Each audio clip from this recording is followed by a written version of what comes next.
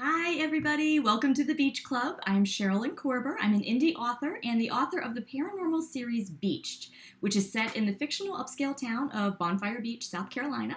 My books are available on Amazon, Apple Books, Barnes& Noble, Google Play, and Kobo. And if you would like a personalized signed copy, you can contact me and buy directly from me. I'm currently working on the third book in the Beached series, and every Friday evening over the summer, I'm posting a video sharing fun details and backstory, some of my favorite characters and places in Bonfire Beach, plus updates on the book 3 writing process, and I do giveaways. If you enjoyed this video, please be sure to hit the thumbs up button, and also please subscribe and hit the notification bell so you always know when a new video is up. Last weekend, I did my second paranormal investigation of the summer at Cresson Sanatorium, which later became Cresson State Prison in Cresson, Pennsylvania, and I promised I would share that experience with you this week, so that'll be the focus tonight. No Bonfire Beach stories tonight, but we will get back to that next week. I also want to talk about Book 3 and what's going on with that. If you look over my shoulder, you can see my plotting W. There's some new stuff there, and then we'll do tonight's giveaway. So, Cresson. I did this paranormal investigation with my brother, just as I did when we investigated Hillview Manor in June. We were both excited to go to Cresson in part because, I mentioned before, our great-grandfather had been a tuberculosis patient there when it was Cresson Sanatorium. When I was researching the history of the place, there actually isn't a whole lot out there to find. My brother wasn't able to find much either. But I found information on the website CambriaMemory.org. that in 1900, there were 34 sanatoriums in the U.S. By 1925, there were 536, which shows just how rampant tuberculosis was during that time. And Cresson was one of the earlier sanatoriums. It opened in 1913. I unfortunately don't know exactly when my great-grandfather was there. We called him Gramp. I don't know when he was there. I can tell you that when it opened, he would have been at least in his mid-20s. He wasn't a child. By the 1950s, from what I've been able to find, it appeared to be downsizing, which probably correlated with the easing of the tuberculosis pandemic. In 1956, it was renamed Lawrence F. Flick State Hospital. It was also known as Allegheny State Hospital, and it was primarily used to care for patients with mental illness. In 1964, it became Cresson State School and Hospital. Sometime in the 1970s, it became Cresson Center, and then in 1983, the property was transferred to the Pennsylvania State Department of Corrections. It became a medium-security men's prison, and it operated until it closed for good in June of 2013 due to rising costs to maintain it. Over the years, buildings were put up, buildings were torn down. Some of the older buildings from when it was a sanatorium remain, and the architecture is absolutely beautiful. You can find pictures of it online.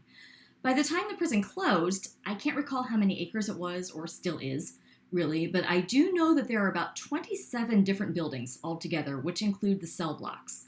We unfortunately weren't able to determine where Gramp would have been housed. Chances are that his building was one of the ones that was torn down, and we weren't able to find out where on the property the patients would have been or what might have been built on that space.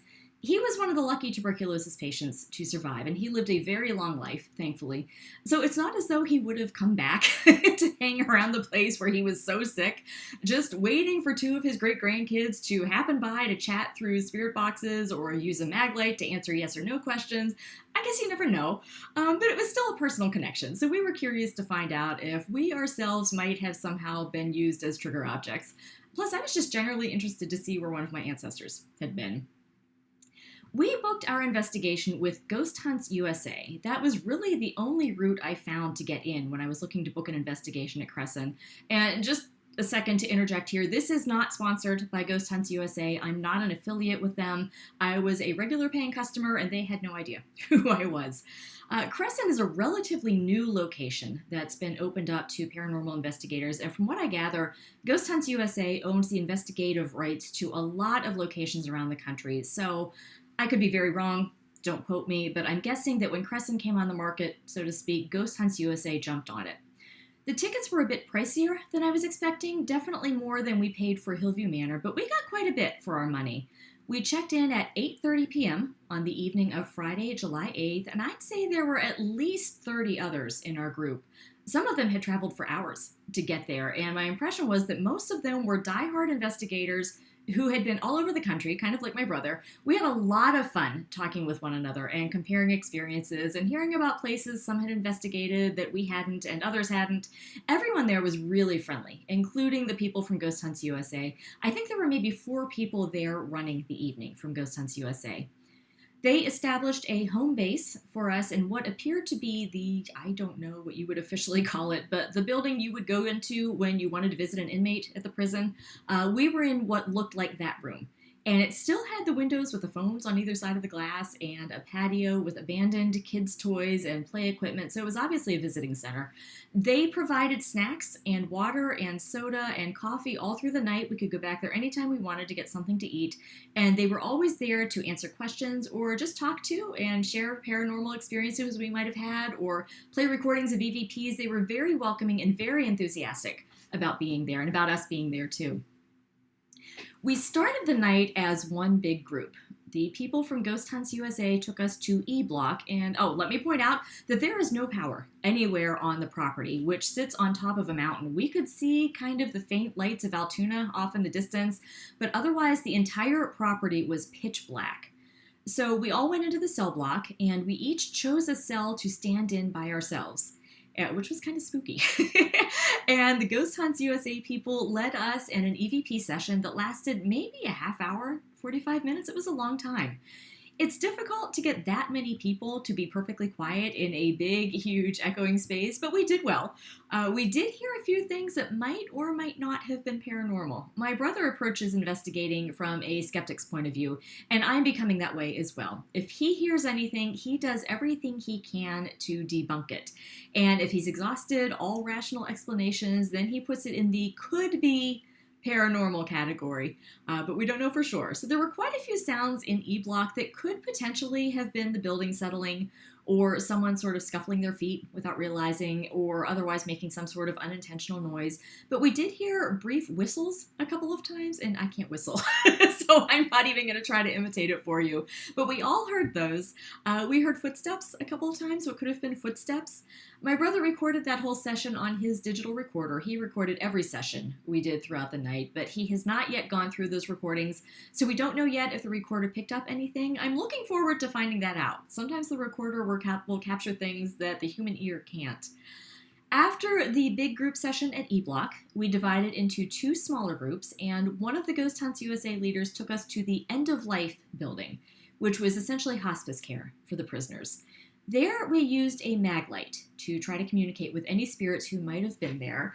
I'll show you. This is a mag light, and you set it to where it's just barely off. Let's see if I can get it to do that. It's very delicate. You can see. It's hard with the lighting, I can't tell. Very, very delicate. You want to be very careful, and it doesn't take much.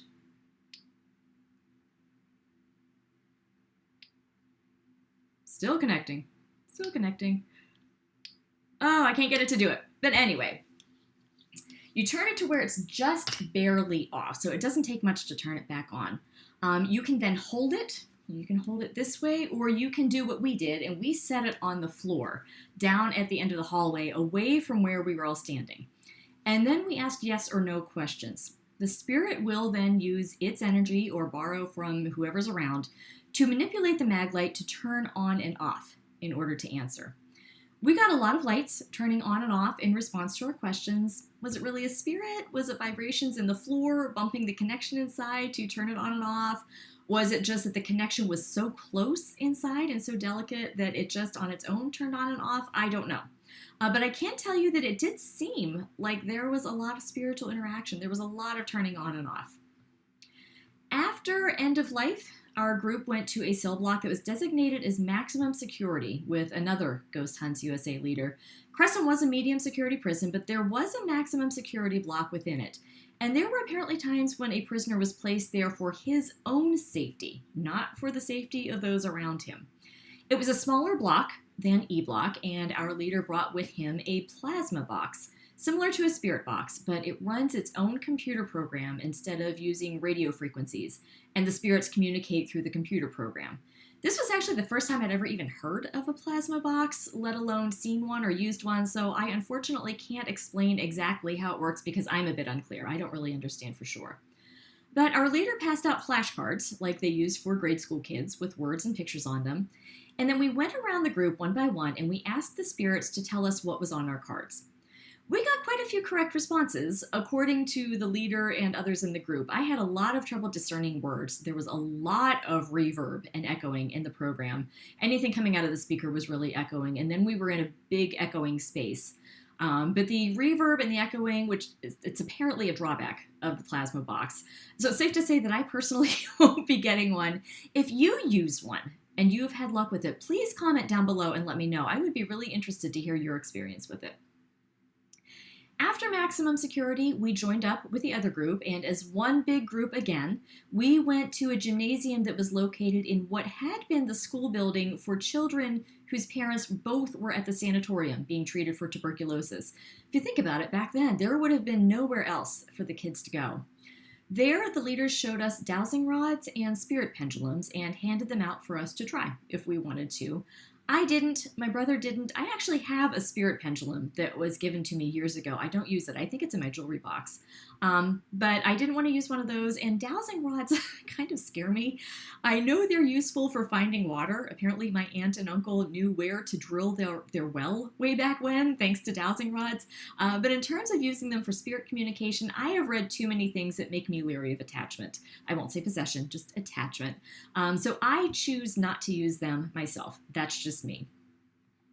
By the time we were finished there, it was around 1 a.m., and from that point until 6 a.m., it was what they called free roam time. We could go anywhere we wanted on the property, which was huge. There were some rooms in some of the buildings that were locked or cordoned off for safety reasons. Prison hasn't been empty and abandoned even 10 years yet, but it's already, the buildings are really starting to deteriorate. So they wanted to try to keep us out of places that would have been unsafe, even though we signed waivers. They just don't want anybody to get into any trouble or anybody to get hurt. If something was open, we could go in, no matter where it was. That included the tunnels that ran underneath the prison. The tunnels were left over from the sanatorium days. They connect all of the buildings. And back when there were tuberculosis patients, they would take a dying patient from his or her room to the infirmary, for lack of a better word, via the tunnels, so the other patients wouldn't see. When that patient passed away, they would then use the tunnels to take him or her to the morgue, and then from the morgue, off the property, all out of sight of the other patients. That's what the tunnels were used for. My brother and I did go down into the tunnels. We were looking for the morgue. One of the leaders had said it was actually kind of hard to distinguish the morgue as the morgue when you found it, but he told us what to look for. We unfortunately didn't find it. We went quite a few places, all through a lot of the buildings, including the original chapel, the administration building, back to E Block, through some of the other buildings. The prison let quite a bit of stuff when they left. When they packed everything up and moved out, they didn't pack everything and move everything. Even some of the prisoner cells in the cell block still had mattresses or pillows. Lots of desks, lots of file cabinets. In some places, there were still files of inventory or purchase orders, nothing with any kind of personal information. There were hundreds of single-serving cereal containers that had been left in the kitchen that rodents had clearly gotten into and dragged everywhere. Even the gymnasium we were in as a group had old, rotting, deflated basketballs lying around. And it might sound weird, but I love abandoned buildings for that reason. I love to just stand still in the silence and imagine what went on there, what it was like in its heyday. It's melancholy and bittersweet, but something about it appeals to them. So that's another reason I loved doing Hillview Manor and doing Cresson Sanatorium and State Prison, because it had been abandoned for so long and so much had gone on there. I just really enjoy that kind of atmosphere. We talked to other teams of investigators throughout the night about their experiences. Some of them were getting really wild EVPs. Some were actually getting touched and pinched and pushed. My brother and I went to those places where they had had luck, and nothing. Again, he still hasn't listened to any of our recordings from those sessions, so maybe we got something we don't even know we have yet. But overall, more sounds that might or might not have been paranormal. He and I both did see something on the second tier in one of the cell blocks. It was pitch dark, and we were using a mag light, so there was a little bit of light, not a whole lot. If it had just been one of us seeing it, you could probably discount it, but it was something both of us in the same place at the same time saw. Both of us saw it. Was it something? We can't prove it wasn't, but we can't prove it was either. We didn't have video rolling. We didn't have a FLIR. Nothing that might have captured it. I hadn't taken any photos. I didn't even think about it. But I can say that I definitely saw a movement of some kind, and it gave me chills. It was pretty exciting. So we roamed until it started getting light outside, and honestly, the whole place looked so different when the sun came up after walking around it literally all night in the dark. There were still a few teams wandering around in the daylight, but we decided at 5:30 that we had gone everywhere we wanted to go, even though we still had enough hour. We had until 6 a.m.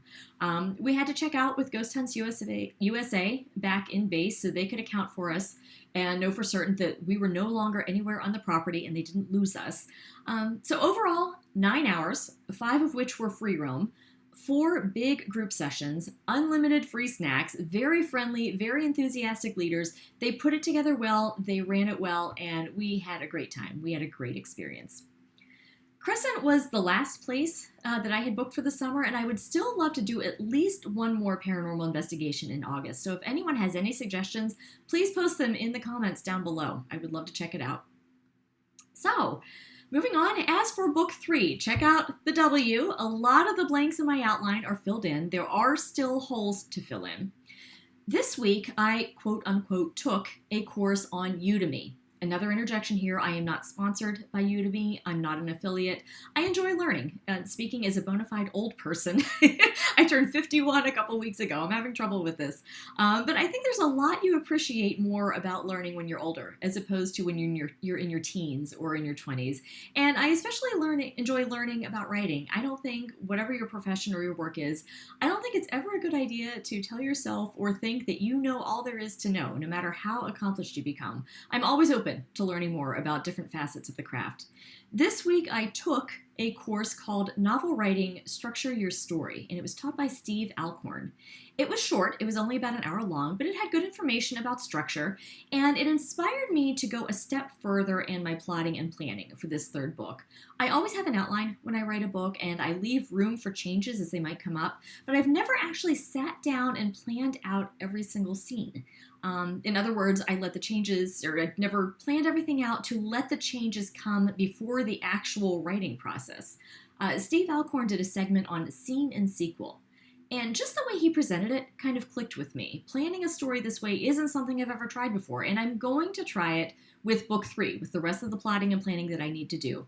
I'm already writing parts of it. I don't write in order.